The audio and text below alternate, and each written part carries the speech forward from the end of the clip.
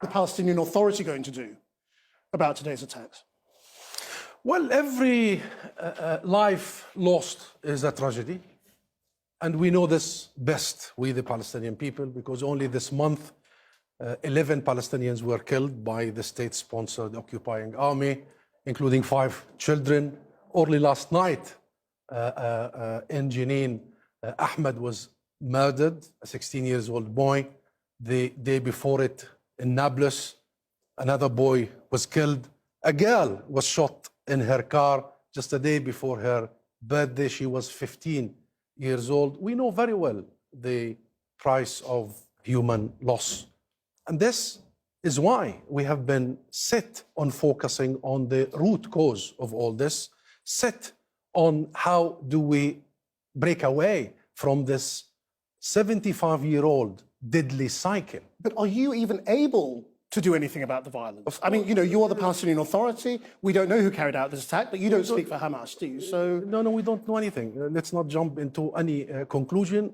What we know is that there is a military occupation with an organized army that targets Palestinian civilians. This year, until October, only in the West Bank, but besieged Gaza aside, the 2 million in an open-air prison, only in the West Bank, including East Jerusalem, 125 Palestinians were murdered by the Israeli army, mostly civilians. And here why you and I need to discuss the systematic, chronic situation and how do we actually tackle. all right, well, how? Then, I mean, you know, when we talk about the way forward, what is the way forward? The ambassador from Israel says the Palestinians won't talk. Is that true? Let her say whatever she wants to say. The Palestinians have been set on talking. We have changed our DNA. We have accepted international resolutions to establish 2 states. I've heard you asking the Israeli representative, does she accept a Palestinian state? She refused to answer, and she will continue to refuse to answer because she does represent Israel. Israel is not interested in creating a state of Palestine. Here, answering your question, there are 3 things we need to tackle immediately. The first is the systematic oppression of the Palestinian people that have lasted for 75 years. This is very well built. It's very well reported by the United Nations and the international community. The second is the abdication of the international community of its own responsibility. We referred Israel to the International Criminal Court, and then we were blocked by the UK, and only last week... What is the political route forward? I mean, those 2 things are matters of blame and responsibility, which I understand. Those are important. Those are important. When only last week we seek the UN approval to go to the advisory opinion of the International Court of Justice, ICJ, then the UK does not vote for that resolution, and the Minister of the Foreign Office today in the Parliament says that we didn't vote because this is a bilateral dispute.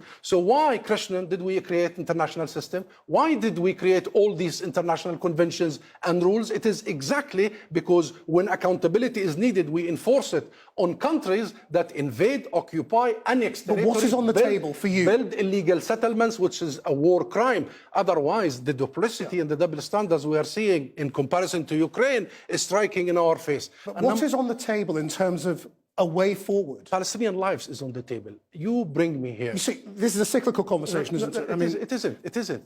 We are the ones who are paying much of the brunt of all this. You know, the media would invite me when an Israeli is harmed. But why wasn't I invited to discuss the murder of a Palestinian boy or girl only in the last 48 hours? Why is it always when Israelis are harmed? Now, this is also about how this whole conflict is perceived. When the international media will stop portraying this as a clash or as confrontation, not as a people under oppression that has the right to resist illegality. Are you saying there is nothing to talk about? No. You know, specifically, unless Israel says Palestinian states on the table. Israel will continue saying what it says. Israel will continue drifting to the right. That's what I'm trying to get to. I tell you one thing, international law. We need the full application of international law. We need what happened in all other conflicts. Only when the international community intervened, like in South Africa, put real pressure on the regime crumbled, and then Nelson Mandela came out of prison, and South Africa is where it is today.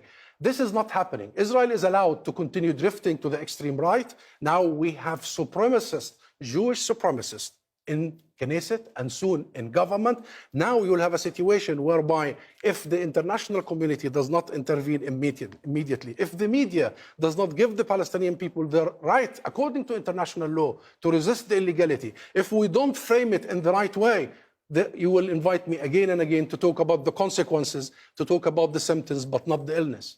Ambassador, thank you very much indeed.